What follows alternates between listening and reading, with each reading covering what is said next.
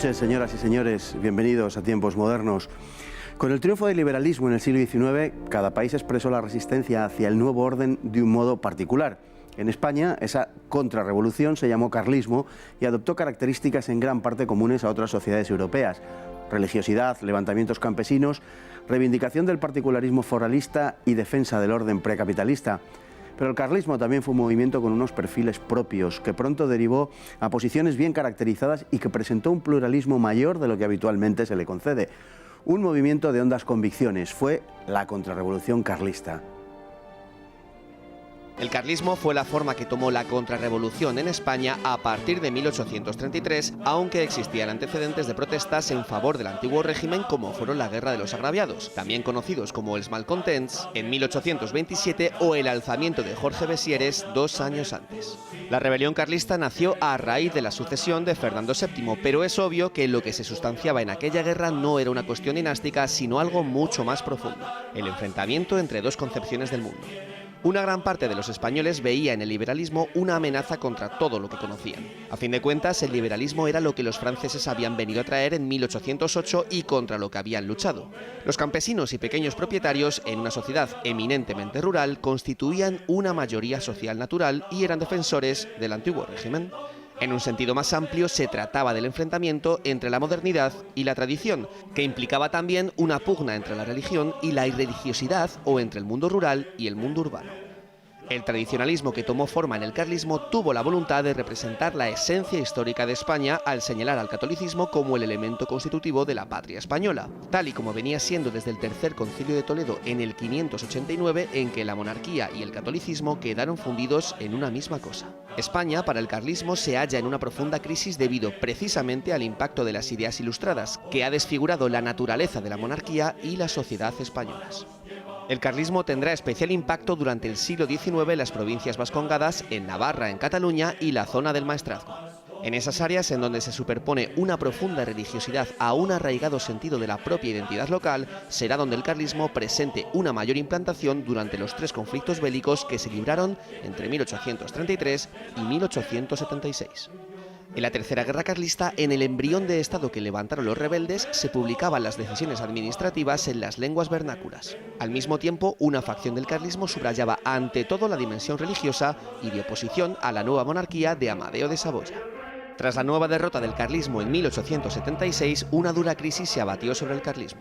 Incluso el legendario general Cabrera reconoció a Alfonso XII como rey legítimo. Surgió entonces la figura de Cándido Nocedal, que extendió el movimiento por toda España y fue ganando terreno un espíritu posibilista y de adaptación a la realidad que representó mejor que nadie Vázquez de Mella.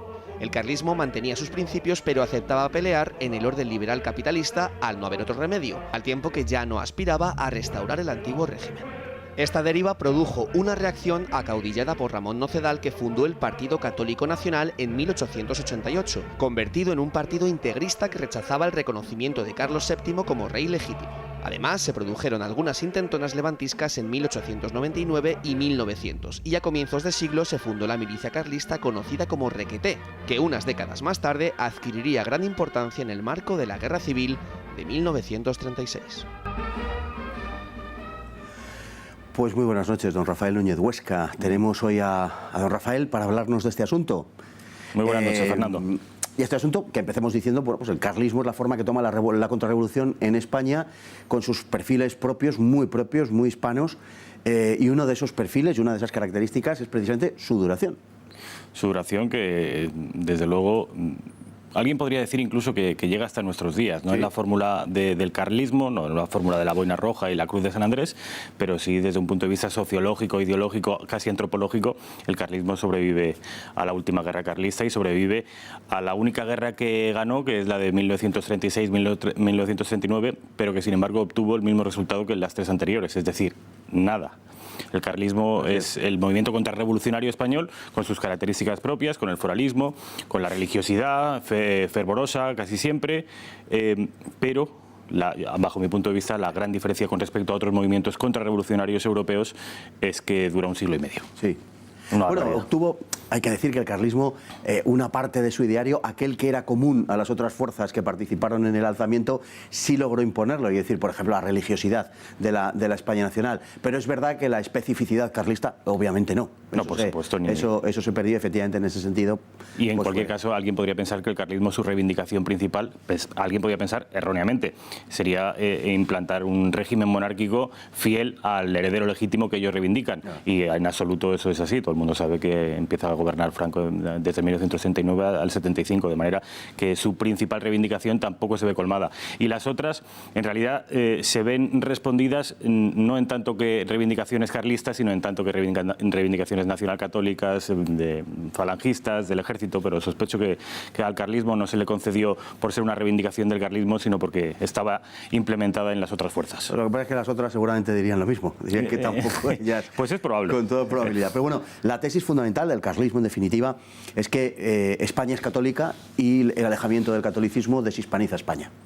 Efectivamente, es lo que ocurre en el resto de Europa, que se ve con temor, que empiezan a cortar cabezas y empiezan a... Bueno, ya venía del siglo anterior, con la Ilustración y con la renuncia a Dios y en realidad con la renuncia a lo que los ideólogos carlistas, que aún hoy existen, por ejemplo Javier Orraicoa, un amigo creo que común, él dice que el carlismo en realidad se fundamenta y es heredero no de una tradición del siglo XVII, ni siquiera del siglo XVI, del siglo V, en el tercer concilio de Toledo. Siglo VI, sí. Siglo VI, efectivamente. Sí, claro, indudablemente. La unidad católica del rey. La unidad católica, la monarquía, junto con la cruz, se fundan, se fusionan, y a partir de ese momento España no deja, de manera ininterrumpida, no deja de ser católica, excepto cuando llega el siglo, finales del siglo XVIII, que empieza a ver amenazada esa esencia. Una cosa que yo creo que convendría subrayar, aunque sea conocida, pero no es, aunque sea conocida hasta cierto punto, quiero decir, por los que se acercan a este tema, pero en general no por el gran público, es que si bien la cuestión dinástica jugó un papel muy importante en la génesis del carlismo, lo que se ventiló en las guerras carlistas no fueron cuestiones dinásticas. Desde luego que no. Obviamente la génesis está en Fernando VII, que hace un apaño, una jugarreta, deroga la ley sálica para que sea su hija la que pueda reinar y no su hermano menor. Y como consecuencia de eso, el hermano menor pues lo que hace es articular un movimiento que ya existe y que es un movimiento revolucionario, contrailustrado, contraliberal, y casi que es la excusa, la cabeza regente que poner en el trono de España es prácticamente una excusa, hasta el punto que, como anécdota para que nuestros espectadores se hagan una idea de cuán poco importante es la principal reivindicación teóricamente del carlismo, que es poner a su heredero en el trono de España, que durante la guerra civil, la única guerra que, como hemos dicho antes, gana el carlismo, se rompen las relaciones entre Franco y los carlistas, y ya se sabe en mitad de la guerra que no va a haber un heredero carlista al trono de España, y sin embargo los carlistas siguen combatiendo. Bueno, es que su cuatrilema en definitiva es Dios, patria, fueros, rey. El rey es lo último. El rey está en función de que sirva al resto de ese lema, ¿no? A Dios, por supuesto, en primer lugar, a la patria y a las leyes viejas, ¿no? En función de que el rey sirva a eso y cumpla con su función, el rey es aceptable. Sí, no, pero podríamos decir que triunfa, no digo solamente que sea un producto de, no se me malinterprete, pero sí que triunfa en las regiones donde hay una profunda religiosidad y donde hay un rechazo específico a la centralización administrativa que trae el liberalismo, en fin, que trae la Ilustración, el liberalismo, ¿no? Efectivamente, en las Vascongadas, en Cataluña, en el Maestrazgo. Luego, sorprendentemente, en la Guerra Civil en Andalucía, con Falconde, aparece un carlismo sureño, pero esto no es lo habitual. Lo habitual es que sean en la periferia de España, teóricamente en las regiones afectadas por el centralismo. Ellos consideraban que la verdadera Francia había muerto consecuencia del jacobinismo y del centralismo francés, y que la esencia de España no estaba en un modelo centralizado, sino en un modelo regionalizado, una suerte de casi de confederación, más al estilo casi de los Austria que de los Borbones. Eso reivindicaban, y sin ningún atisbo, por supuesto, ni de separatismo ni de nacionalismo. Esto vendría después. Claro, no, es un pleito antiguo, ciertamente, ¿no? Hay una tensión permanente que ya está en la guerra de secesión. Es decir, Aragón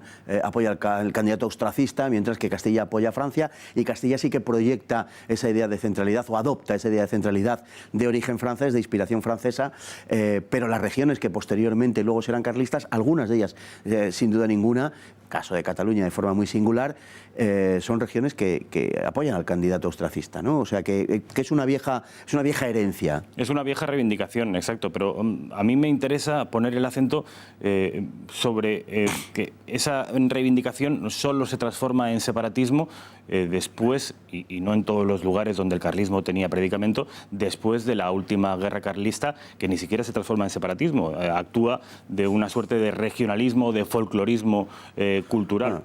Alguien dice que fue el propio Estado el que facilitó esa conversión de carlismo a regionalismo, a vizcaitarrismo en el País Vasco, a catalanismo en Cataluña, al objeto de sacudirse de una vez por todas un movimiento que había estado desfondando el Estado durante todo el siglo XIX. Bueno, Barraicoa creo que es el que lo afirma, ¿no? Y dice que efectivamente, y está muy bien traído, porque es así, el Estado favoreció la designación, por ejemplo, entre el clero de cargos, bueno, que podían ser más afectos al Estado pese a que eran nacionalistas, o alguno podría decir por ser nacionalistas, porque eran cómplices de aquel Estado de la Restauración, mientras que el carlismo era adversario. Aunque hay que decir una cosa, el carlismo se vuelve también, o una rama, o una parte principal del carlismo, se vuelve un tanto posibilista justamente a partir de la derrota del 76, a partir de la Constitución del 76, en definitiva de la Restauración, porque ven de esa forma de actuación una vía política para triunfar. Efectivamente, ellos saben que las reglas del juego han cambiado definitivamente,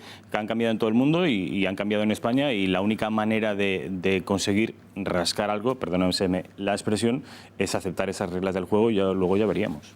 Esas reglas del juego que no obstante, y se aceptan y se participa en elecciones con distintos resultados, pero que no obsta para que se vaya formando una milicia, el requeté, que será formada y tendrá una participación, irrumpirá en la historia de España con un enorme éxito en algunas regiones como en Navarra y el País Vasco, y también en Cataluña con motivo de la guerra de 1936. Efectivamente, el requeté, que no es otra cosa que las formaciones paramilitares o si se quiere las formaciones armadas del carlismo, tienen un papel fundamental, y sí es cierto que Mola está negociando hasta el último momento las condiciones para que se sumen al alzamiento, y no se puede despreciar en absoluto el papel que tuvo el requeté en la guerra de España, sobre todo en las regiones del norte y las campañas vascas. Una anécdota que a mí me interesa mucho subrayar para intentar aclarar, o quizá para intentar oscurecer un poco más esta anécdota según la cual el carlismo muta en separatismo.